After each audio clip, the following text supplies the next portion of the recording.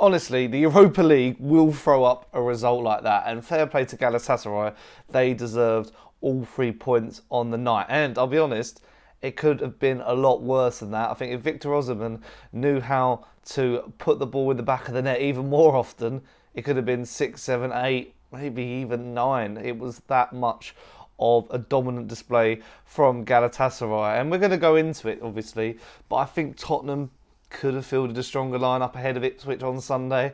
But, you know, we've already got 9 points on the board, so in the Europa League we are looking quite healthy. But before I go any further, if you are new to the Sunny Talk Spurs YouTube channel, then drop us a like.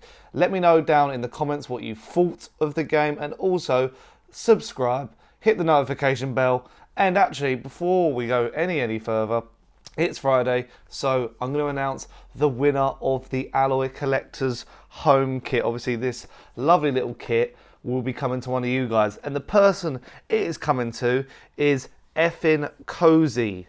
Effin Cozy, and I'll put the screenshot of what I've randomly selected, obviously, and he said best Spurs kit, Lucas Moura, 27, away at Ajax, under the UCL lights, green colour third kit. So congratulations. I've sent you a little message. I've replied to the comment asking for you to DM me on Twitter to get your details, but I'm also shouting you out here in case you see the video. Just get to Twitter, send me a little message, and we can get that kit over to you. And also subscribe, because we're going to be giving away the away kit to somebody else next week. So you might as well subscribe. Keep your eyes peeled for that one. But obviously, talking about Ajax, that was a good European away trip.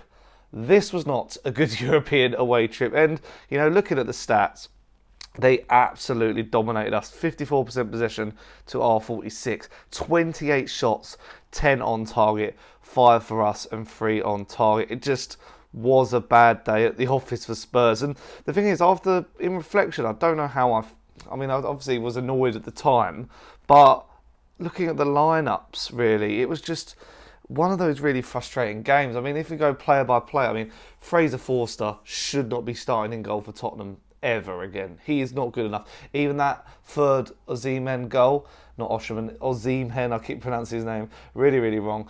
He gets down too slow. Vicario would save that. I would rather us play Austin in goal, or Alfie Whiteman if he's still at the club. I don't get why we play Fraser Forster. It does not make sense to me. I think Pedro Porro had a really poor game for once.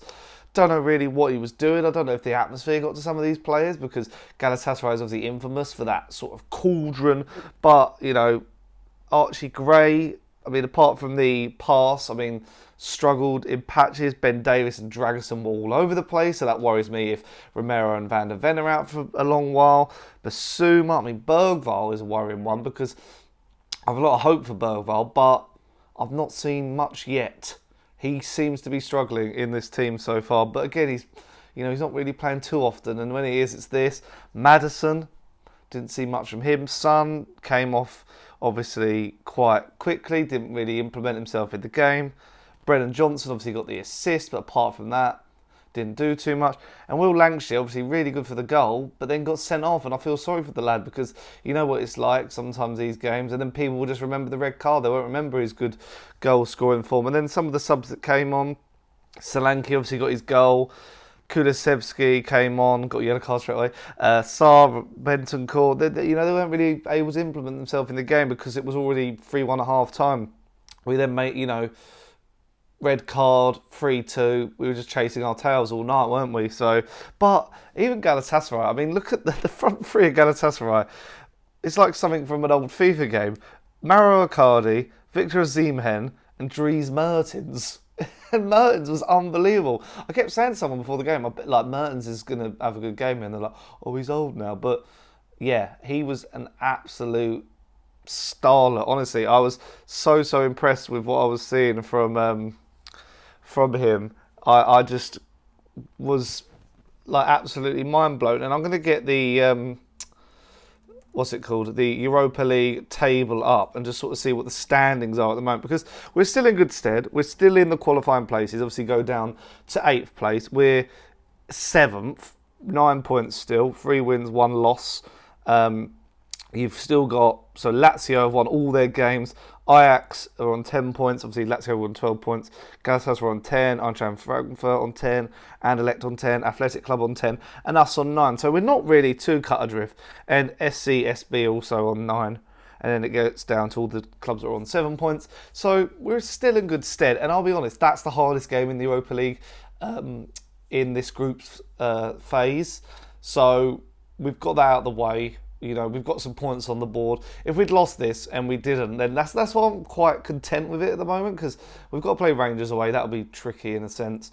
Roma, you know, and then there's a few other games where I think we'll be able to pick up the points to get through to the next round. So I'm not too worried about this. I just guess from Ange Postecoglou's point of view, when you've got Ipswich on Sunday, I guess it does not be devaluing Ipswich, because I think they're going to give us a good game. But maybe you could have fielded a little bit of a stronger team. Maybe started with Solanke up top. I'm not sure, because then against Ipswich, I think they would have been still fine. I don't think there would have been that much fatigue, but I guess, you know, when we played last week, we had a cup game. We had a really big game against Villa last weekend. I guess there is that sort of rotation in his mind that he wants to do, especially with the more games in the more competitions. But yeah, it's a bit of pill to swallow, because obviously we want to keep going in Europe and impress him, but honestly, I've never seen. It's probably one of the worst games of the season. I've never seen us be cut open so much. It was so end to end. But Dragusin getting a lot of criticism by fans, rival fans, on social media for just not being good enough in those situations where the ball's coming over. Can he actually play this Spurs style of play? You know, everyone says his agent's very mouthy, likes to get his opinion across, but you know, we're not. I've seen good performances from him, but I've seen some bad performances from him as well. So, you know, I feel like he's better alongside Dragusin and Van der Ven, not just, you know, because he was good against City. You know, he was good against Villa.